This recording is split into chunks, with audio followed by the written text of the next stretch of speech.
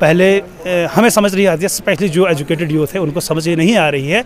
पहले उन्हें वो इलेक्शन कराए, इतना ज़्यादा खर्चा, इतना ज़्यादा टाइम वेस्ट, जितने भी मुलाजमीन हैं वो सब इलेक्शंस के पीछे, तो हो गया वो सिस्टम।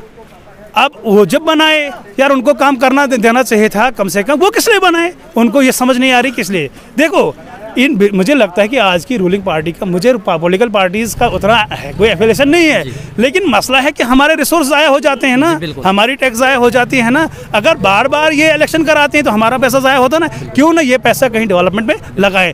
तो देखो बीजेपी को भी ये उन्होंने क्लियर नहीं किया है, इतना पैसा खर्च करते हैं लेकिन क्लियर नहीं किया है कि इन इलेक्शंस का मकसद क्या है। अगर देखो 14 मेंबर्स हर डिस्ट्रिक्ट में यहाँ से इलेक्ट होके जाएंगे, ठीक है, लेकिन जो बाकी चेयरमैन आपके पास है बीडीसी है, तो ये कलेश है, वो कहाँ जाएंगे? उनको क्या राइट होगा? उनको जब कोई रेजोल्यूशन पास करना होगा या कोई बिल पास करना होगा, इनको बोर्ड में क्या इनको राइट टू वोट हक होगा या इनको होगा? मतलब ये कलेश है।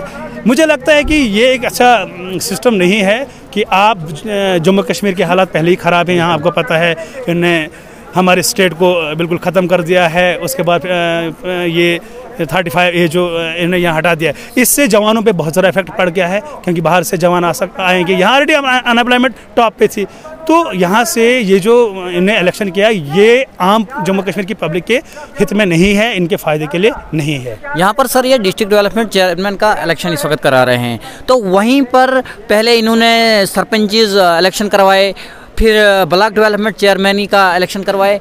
तो ये बड़े बड़े दावा कर रहे हैं, सरकार, हिंदुस्तान की सरकार बड़े बड़े दावा कर रही है। तो मुझे नहीं लग रहा है कि सरपंच भी रोज़ प्रोटेस्ट कर रहे हैं कि हमें अपनी पावर नहीं मिल रही है, चेयरमैन्स भी कर रहे हैं। तो इस इलेक्शन को करके क्या फ़ायदा मिलेगा? मुझे नहीं लगता है कोई फ़ायदा होगा। सबसे पहले जब इन्होंने इनका दावा ये था कि ये लोगों को बेवकूफ़ बनाते थे कि हम यहाँ पे सरपंच पंचायती राज को पावर दे देंगे, बिल्कुल, क्योंकि हम यहाँ पे सरपंचों को बनाएंगे, सरपंच के इलेक्शन कराएंगे, लोगों को ग्रास रूट लेवल लोगों के घर में ही वो अपना फैसला ले लेंगे। क्योंकि पंचायती राज का मकसद ये है कि गाँव के लोग, इलाके के लोग अपना फैसला खुद करेंगे अपने हिसाब से, अपनी कल्चर की बुनियाद पर, अपने हिसाब से। उनके इलेक्शन उन्होंने कराए, आज तक उनको कोई पावर नहीं दी गई है, सरपंच को कोई पावर नहीं दी गई। अगर उन्हें सरपंच के बाद दूसरा ड्रामा मचा, इनके जो चेयरमैन इलेक्शन हो गए, उनको कोई पावर नहीं दी। मुझे लगता है बीजेपी जो भी काम करती है, मैं उनको मतलब जो एंटी ह्यूमैनिटी समझते हो, चाहे वो हिंदू हो मुस्लिम हो, कि असर उनका हर एक पे पड़ता है। उन्हें जो इलेक्शन आज कराए, अगर मुझे लगता है कि अगर उनकी मेजॉरिटी नहीं आती है, अगर इनकी मेजॉरिटी नहीं आती है, अगर ये इलेक्शन उनको अपने फेवर में नहीं लगा, तो वो इनको भी पावर नहीं देंगे, मुझे ये लगता है। मैंने कहीं ना कहीं ये सुना है कि आप किसी लीडर से ये सुना था, एक बाइट सुनी थी कि अगर बीजेपी नहीं जीतती तो 22 तारीख को आप देखते हैं क्या होता है। तो क्या होगा, आपको क्या लगता है क्या होगा? देखिए, ये तो मैं नहीं कह सकता हूँ क्या होगा, कि उनको ही पता होगा क्या होगा, ना मैंने ही सुना। लेकिन ये मैं बताना चाहता हूँ, पूरी आवाम को बताना चाहता हूँ कि इन डीडीसी इलेक्शन का भी कोई क्लियर हुआ नहीं कि इनका फ़ायदा क्या होगा, इनके क्या फंक्शन से, इनका बाद में बोर्ड कैसे बनेगा, क्या होगा। बीजेपी को, मुझे लगता है कि बीजेपी को ही पता है। ऐसा भी हो सकता है अगर ये जीतेंगे नहीं, ये बाद में इसको दूसरी रूप, या तो इनको पावर नहीं देंगे, या अगर ये हारेंगे ये कोई दंगा भी करा सकते हैं। मुझे ऐसा भी लगता है कि देखो, आप सब तक देखो, मैं एक चीज़ बताता हूँ, मुझे ये लगता है कि जो इन्हें यहाँ पे बहुत सारे, देखो इन्हें बैन भी लगाई, बहुत सारे रिलीजियस ऑर्गेनाइजेशन पे भी बैन भी लगाई। उसके बाद यहाँ पे जो भी बाकी पॉलिटिकल पार्टीज है उनको कभी PSA लगाते हैं, कभी अरेस्ट करते हैं, या कहीं रोशनी एक्ट के नाम पे। ये देखो, मुझे लगता है कि इससे यहाँ के हालात बहुत ख़राब हो जाएंगे, बहुत ही ज़्यादा हालात ख़राब हो जाएंगे। और मुझे ऐसा भी लगता है कि अगर ये हार भी गए, ये कुछ और भी हिंदू मुस्लिम भी यहाँ करा सकते हैं। कहने का मतलब ये कि यहाँ की जो आवाम, उनको सोचना चाहिए। इतना खर्चा करने के बावजूद कुछ ना कुछ तो फायदा मिलना चाहिए ना हमें। इतना हमारा पैसा है, इनके बाप का कोई पैसा नहीं है, चाहे कोई भी पॉलिटिकल पार्टी हो, ये हमारा पैसा है, हमारी टैक्स है। कम से कम आप इतना खर्चा करते हो तो कम से कम उसका फायदा मिलना चाहिए। आप एज ए हिस्ट्री स्कॉलर है, आप मुझे बताएंगे, क्योंकि एक पढ़ा लिखा इंसान जो होता है उसका हर पार्टी का मैनिफेस्टो थोड़ा बहुत पता होता है। आप मुझे बताएंगे कि ये बीजेपी जो पार्टी इस वक्त पूरे हिंदुस्तान में राज करी, इनका क्या मैनिफेस्टो है? क्योंकि बहुत सारे लोगों को पता नहीं होता कि मैनिफेस्टो इनका क्या है। सबसे पहले मैं हिस्ट्री स्कॉलर हूँ, मैंने इनकी हिस्ट्री पूरी पढ़ी है। अगर इंडियन नेशनल मूवमेंट देखी जाए, हिंदुस्तान में जो जदोजहद आज़ादी थी ब्रिटिशर के खिलाफ, इनका वहाँ पर नेगेटिव रोल रहा है। They have always taken negative side, they have always play negative role in Indian national movement. मैं मतलब कहीं भी। और अगर देखा जाए तो गांधी के महात्मा गांधी का भी कत्ल जो इनकी आरएस आइडियोलॉजी है वो इनके मेंबर ने किया। और देखिए इसके बाद अगर इंडियन हिस्ट्री मैंने मूवमेंट का बताया तो वहाँ इनका नेगेटिव रोल रहा है कि ये ब्रिटिशर के साथ साथ चलते थे, उनको साथ देते थे। उनकी मतलब जो कांग्रेस पार्टी थी, मैं कांग्रेस की सपोर्ट नहीं करता हूँ, लेकिन उस वक्त एज इंडियन नेशनल कांग्रेस को कंसिडर किया जाता था एज इंडियन नेशनल मूवमेंट। जो मूवमेंट चलती थी वो कांग्रेस ही लीड करती थी। तो ये उस वक्त कांग्रेस के खिलाफ ब्रिटिशर का साथ देते थे, चाहे जो भी पॉलिटिकल इवेंट हो, जो भी, या चाहे आप नॉन कॉपरेशन मूवमेंट देखोगे या आप देखोगे सिविल डिसऑर्डर मूवमेंट या क्विट इंडिया मूवमेंट 1942 में, देखो हमेशा उन्होंने ब्रिटिशर्स का साथ दिया है। आज उसके बाद देखो ये क्या करते हैं, ये फॉलो करते हैं फासिज्म को, जो फासिस्ट आइडियोलॉजी है ये उसको फॉलो करते हैं। और इनका जो है कि ये जो बीजेपी है, this is the political wing of RSS, ये पॉलिटिकल विंग है आरएसएस की। ये इनकी एक आइडियोलॉजी नागपुर से बनती है।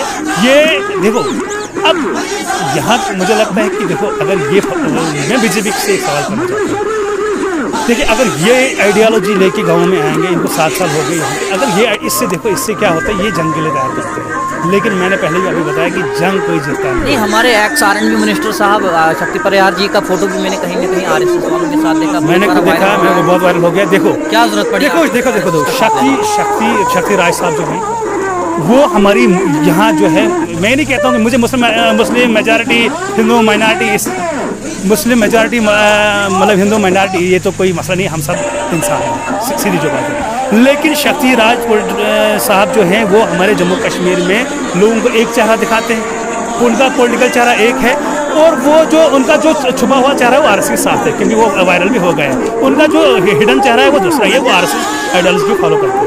और हमारे यहाँ पे भी हिंदू मुस्लिम वगैरह कराते, बाकी इसके अलावा इनको कोई सियासत से कोई वाबस्ता नहीं है। बस यही देखो, अब हम यहाँ पे हज़ारों साल से यहाँ हिंदू मुस्लिम एक साथ रहे हैं, उनकी मदद करते हैं, कोई मरता है साथ, कोई खुशी होती है उनके साथ देते हैं। अब मुझे बताओ क्या इनको क्या मिलेगा हमें, मतलब आजकल की जो यूथ है ना, हिंदू हो मुस्लिम हो, ये सोचती है मुसलमान मुस्लिम का सोचते हैं, हिंदू का हिंदू, लेकिन इससे कुछ बनना नहीं है। इससे हमेशा हमारा जो ये हिंदुस्तान का नेशन है, ये नेशनल इंटीग्रिटी खत्म हो जाएगी और इनके नेशन को ये बांटना चाहते हैं। सर इस वक्त जो डीडीसी इंतखाबात हो रहे हैं, अब लास्ट में आप क्या बताना चाहेंगे, जो हमारे यहाँ के घाट कॉन्स्टिट्यूंसी के लोग हैं, हिंदू मुसलमान भाईचारा है, क्या बताना चाहेंगे लास्ट में? जो हमारे स्पेशली जो चनावली के यूथ है या चनावली के जो लोग हैं, चाहे हिंदू हो मुस्लिम हो जवान हो बूढ़े हो, मैं यही बोलना चाहता हूँ कि ये जो बीजेपी ने जो डिमार्केशन की है कॉन्स्टिट्यूंसी टेरिटोरी, जो कॉन्स्टिट्यूंसी की डीडीसी के लिए बनाई, ये इरेशनल है क्या? ये बिल्कुल कॉन्स्टिट्यूंसी के अपोजिट हैं। ये सीधा डिवाइड एंड रूल हिंदू मुस्लिम करा है। देखो अगर हम देखेंगे जो गुंदना कॉन्स्टिट्यूंसी, उसमें गुंदना का नाम है, आप मुझे बोलो गुंदना की वहाँ पंचायत इसमें है ही नहीं। उसमें जो हमारे साथ जिजोत की यहाँ पंचायत जिजोत, ये हमारे साथ आती थी। बबोर में लोग मुस्लिम रहते हैं, उनको हमारे साथ डाल दिया। जिजोत में हिंदू है, उसको गुंदना के कहने का मतलब ये है आजकल पूरे जम्मू कश्मीर है। मैंने बागवा का भी सुना, बागवा में मैंने सुना कि बागवा में 5000 मुस्लिम वोटर इन्होंने काजगढ़ में डाल दिए हैं। मतलब इन्होंने एक डिलिबरेट प्लान किया है कि हम हिंदू मुस्लिम कर देंगे, हम अपने वोटर्स को। देखो ये कॉन्स्टिट्यूशन के खिलाफ है। ये यहाँ के, मुझे लगता है कि इनको ऐसा लगा कि इनको लोगों में भरोसा नहीं था, ये हिंदू मुस्लिम कराते हैं, माइंड को डाइवर्ट करना चाहते हैं, उस हिसाब से इलेक्शन जीतते हैं। और इन्होंने मतलब ये प्रैक्टिकली इन्होंने वर्क किया हमारे जम्मू कश्मीर में, क्योंकि इन्होंने मतलब ये यहाँ के जवानों को, स्पेशली चनावली के जवानों को सोचना चाहिए कि ये हमारी सोच के खिलाफ है, हमारे कल्चर के खिलाफ है, यहाँ की बरादरी के खिलाफ है, जूनियर टेरिटोरीज। लेकिन अब क्या करना चाहिए? अगर इन्होंने ये एक मतलब शैतानी काम किया, टेरिटरी मतलब जो टेरिटरी ने यहाँ टेरिटरीज बनाई, अगर ने शैतानी काम किया, तो यहाँ के चनावली के लोगों को, हिंदू मुस्लिम सिख ईसाई जो भी हैं, इनको इनका जवाब देना चाहिए। उनकी मतलब जो उन्हें अभी कलेक्शन में उनका जवाब भरपूर देना चाहिए, ताकि हमारे रिसोर्सेज को ज़ाया ना करे, हमारे टैक्स को ज़ाया ना करे। बहुत बहुत शुक्रिया सर। शुक्रिया। यूनिस साहब, ATN न्यूज़ में आपका बहुत बहुत स्वागत है।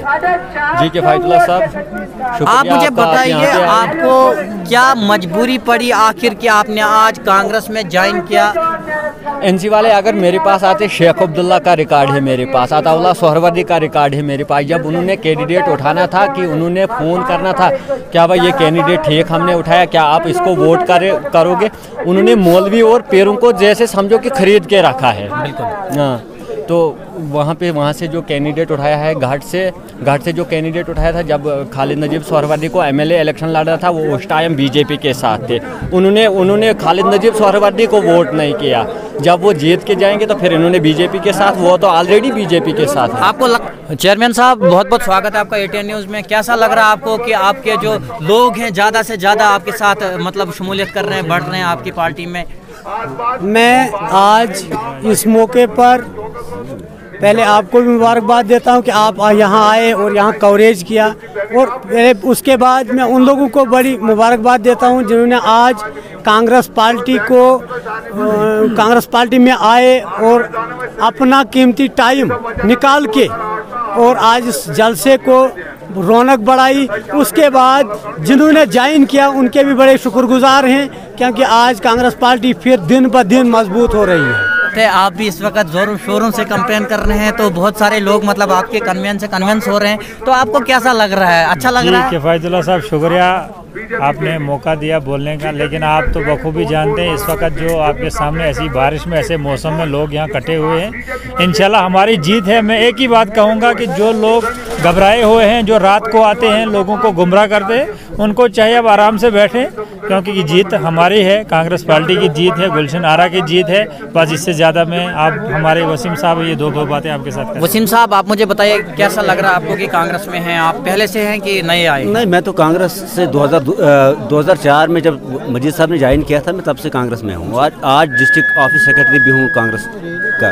कैसा लग रहा है आपको कि बहुत सारी गैदरिंग है, बहुत सारे लोग आए? आप मेरे ख्याल से इतना एक्सपेक्ट नहीं करते थे। मैं तकरीबन हर जगह गया, मरम्मत भी गया, बाहगवा, कासदीगढ़, खाली लोग कहते हैं कि हमने कांग्रेस का हाथ ही नज़र आता है जो हमें बचा सकता है इन मुश्किलातों से, और लोग जोग बर जोग आकर कांग्रेस पार्टी का हाथ थाम रहे हैं और कांग्रेस को मजबूत कर रहे हैं।